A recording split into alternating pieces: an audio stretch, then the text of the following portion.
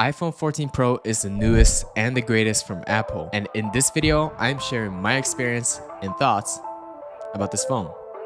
Let's get right into it.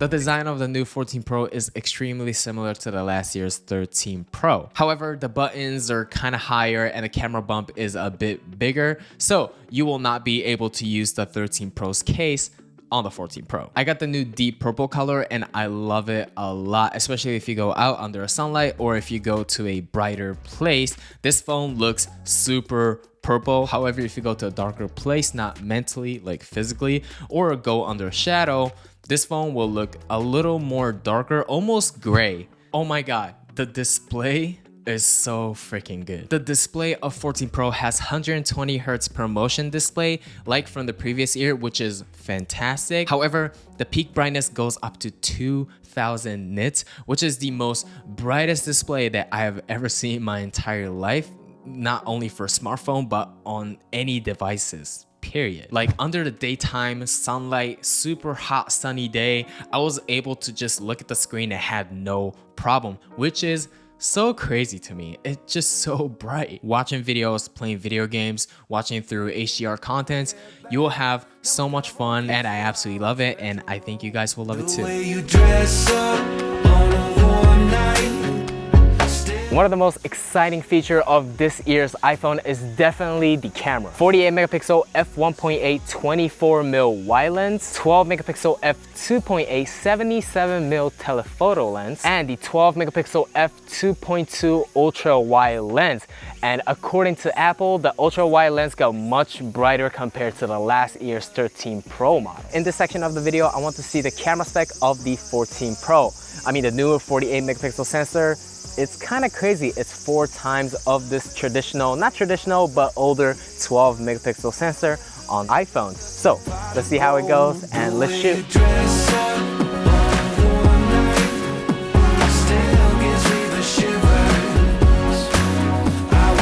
All right, so we're back with our wonderful model, Gaku-san.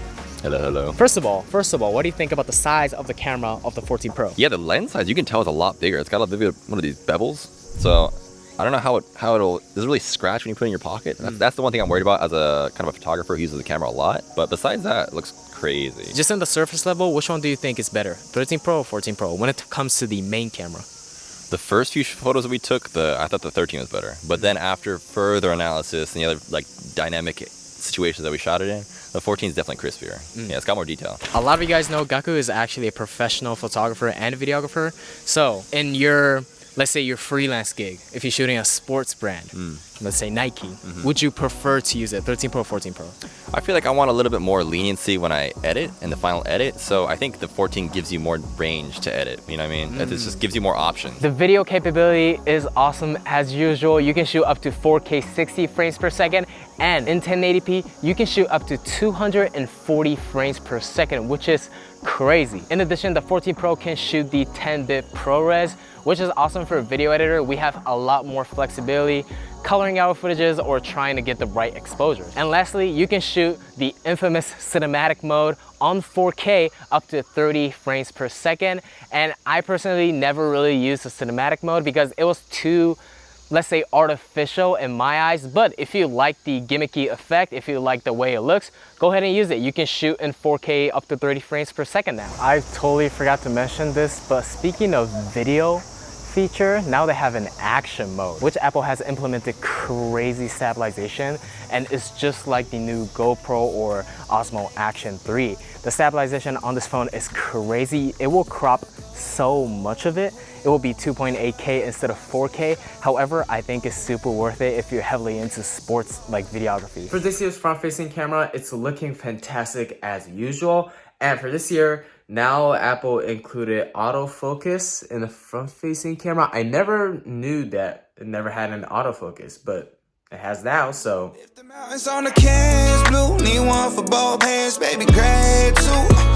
The new A16 Bionic chip is awesome on the paper, and in real life, it's blazing fast. It has more power and efficiency than the previous A15, but let's be honest, in my real day in life situation, it felt exactly the same as the A15, even when I was playing games. So the new A16 Bionic chip is awesome. However, I think for this time, it's not about having more horsepower. It's about having more new experiences or features to the phone, such as shooting 4K on cinematic mode, having dynamic island, and shooting Pro RAW on 48 megapixel sensor and be able to edit them. For the gaming experience, it was fantastic as well. I was playing GTA San Andreas, Call of Duty, and Genshin Impact. All of them performed super well, and I didn't even have a single glitch, so that's good. So dynamic island, which is my favorite feature, and let's talk about it. Throughout this past couple of years, Android's hole punch cutout getting smaller and smaller, and heck, even some devices don't even have a front-facing camera. It's under the display now,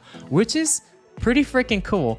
But in my opinion, you don't really want to sacrifice one of the best Face ID system in the market. So the way Apple is approaching to a hole punch cutout is so freaking cool. They were like, hey, let's just use the design and make it as a function, which is so brilliant. The software animation of Dynamic Island is fluid. You can control music tracks without even opening the app. You can low-key multitask on it. And my favorite feature is the timer. You can see the time at a glance, and as a pasta enthusiast, this feature is hella worth it. For the battery life, I was able to hit around 6 to 8 hours of screen on time, and I can say this is a solid one-day phone. And depending on usage, you can probably use it for 2 days. Determining battery life is quite hard because if you just scroll through social media or text your friend or taking notes, you will not use a lot of battery. But if you play video games, it might differ. All right, so right now it is 8:02 and the battery percentage is at 52%. Let me play Genshin Impact for around 30 minutes and let me see how much this phone is going to use its battery. Let me embrace my inner otaku. Let's play Genshin Impact. After 28 minutes of Genshin Impact, my battery went down to 44%, which is around, 8 to 10%. So of course, if you play a high quality, heavy game, you will obviously use a ton of battery. But in my day-to-day basis, I hardly play game on iPhone. So for me, it's like a full day battery, but if you play a lot of games, you probably want to charge it at the end of the day or during the day. For this year on the 14 Pro, Apple finally included always on display in the feature, but it's a very, as many tech YouTubers said, an Apple way. The AOD on the 14 Pro just dims down the wallpaper, so it's not like Android's always on display, just showing the clock. It's more of a toned down wallpaper or bringing the brightness all the way to the bottom. I personally turned this feature off because I've been using iPhone as my main device for around 5 years, and this dim down AOD kind of confuses me for having a notification. So I just kept checking my phone, and sometimes I even think the phone is on, even it's completely off with always on display on. So it just confuses me so much. I wish I can customize the settings so I can just have the clock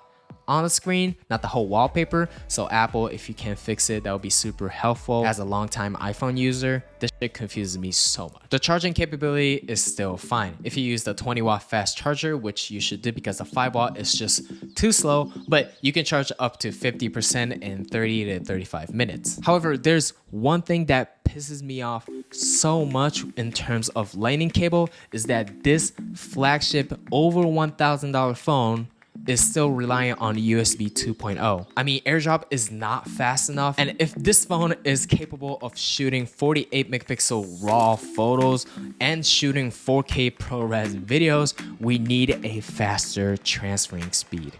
USB 2.0 is too slow, it's not pro at all, and it just makes me extremely mad.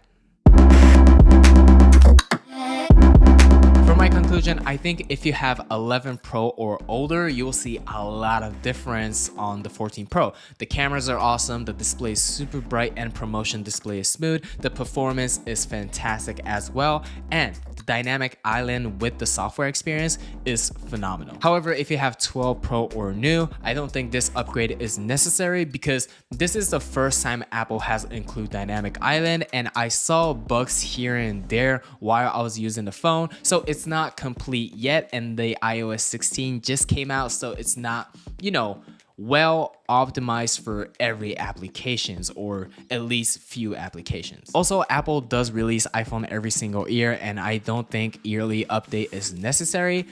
Plus, if you wait for another year, the iPhone 15 Pro might have USB-C and faster USB. So I will rather wait for that than rush and buy the 14 Pro. However, camera is your hobby or profession, and if you love to shoot photos and videos, the 48 megapixel Pro RAW feature is great. And the fact that this device can shoot 10-bit HDR video that you can get into nitty-gritty of color grading or just editing in general, yes, the 14 Pro will be the phone for you. Anyway, guys, I hope you guys enjoyed this video. If you guys like this video, please hit the like button and please hit the subscribe and notification bell so you won't miss my next episode. And I'll leave 2 of my favorite iPhone reviews that I did in the past right here in my most recent vid and my YouTube channel. But anyway, guys, I hope you guys have a great, awesome, fantastic day. My name is Peace Gates. You guys already know.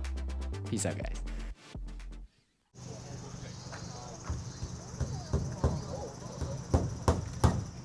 Lit, lit. Set that guy, man. Never get used to it. How chill ass park. Man.